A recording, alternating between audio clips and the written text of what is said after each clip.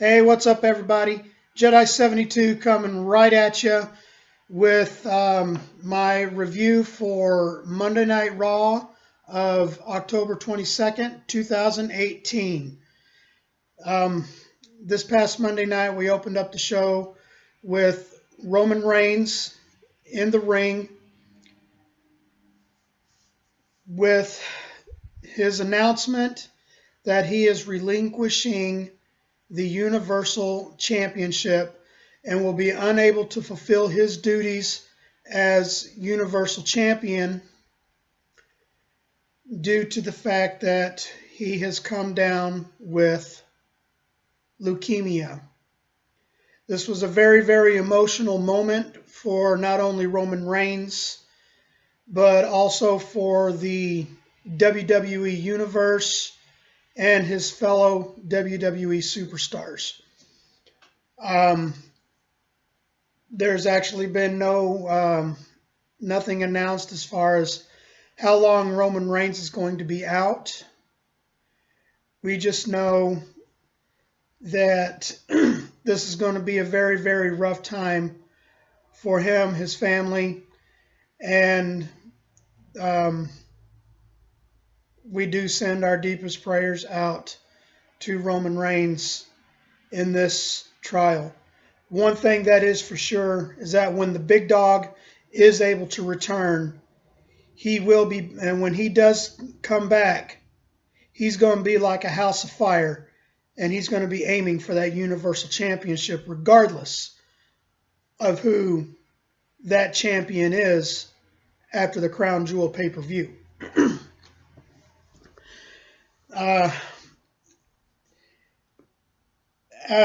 After Roman Reigns had made his announcement, he was leaving the ring. Standing up on the stage was his brothers in arms, Dean Ambrose and Seth Rollins. And again, just a very, very emotional moment for the three of them. While in the background, you heard the crowd just chanting, "Thank you, Roman. Thank you, Roman." And yes, thank you, Roman, for everything that you have done and you will continue to do for the WWE Universe. You will be missed until you come back, and we do look forward to having you back. While the three members of the Shield standing on the stage, they stood there. Seth Rollins did everything that he possibly could to just, hold it in, but you could tell how hard that Seth and Dean were taking this just by their reactions.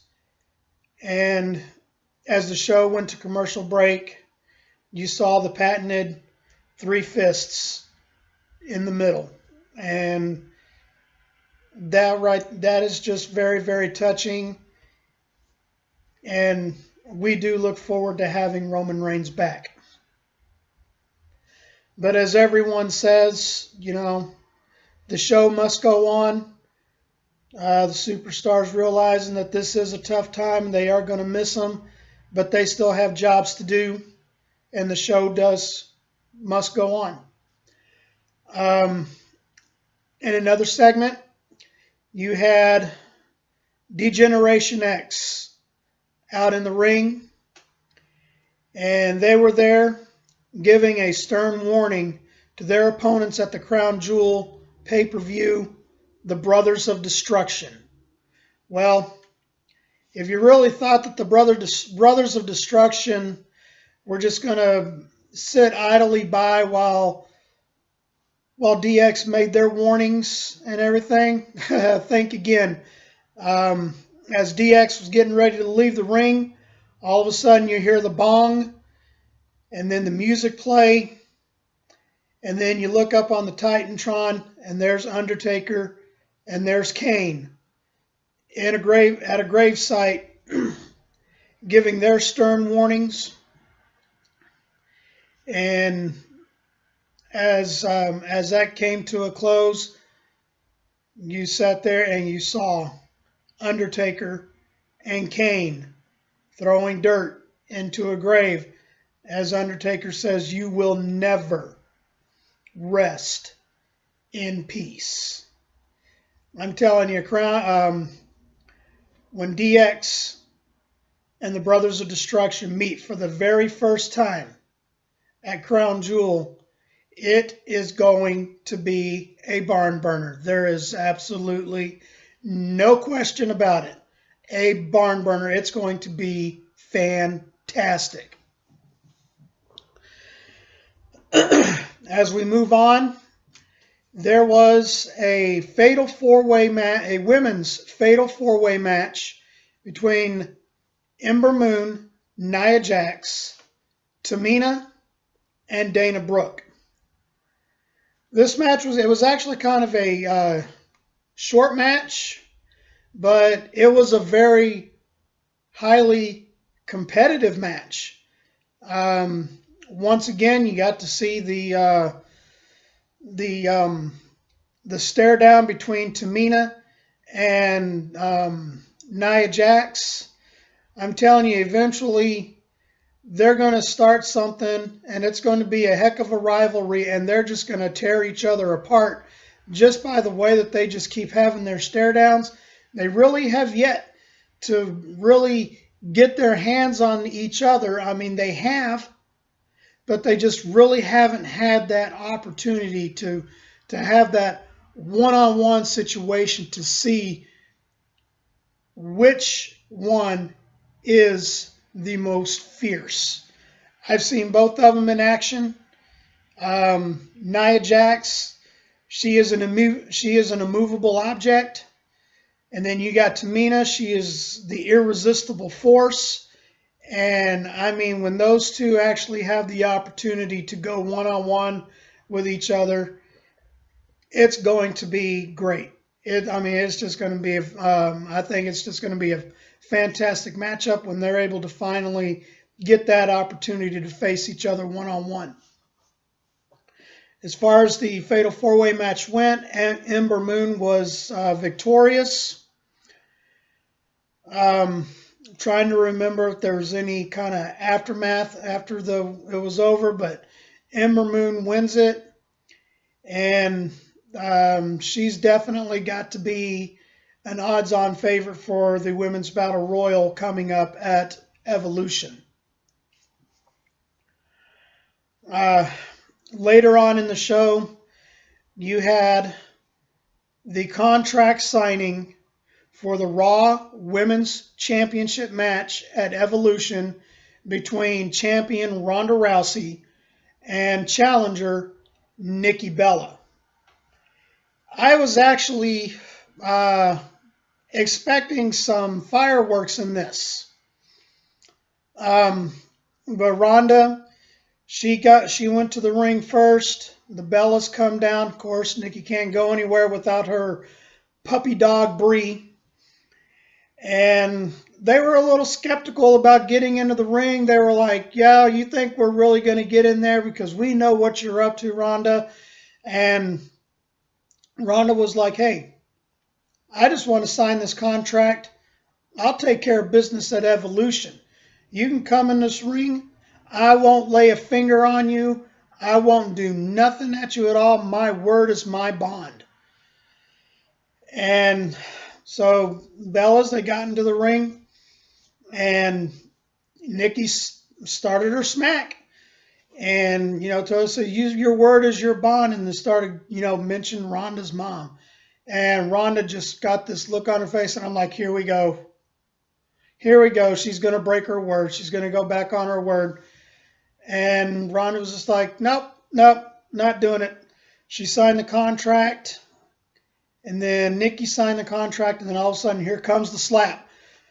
Nikki, are you just really that stupid? What happened to Stephanie McMahon when she slapped Ronda?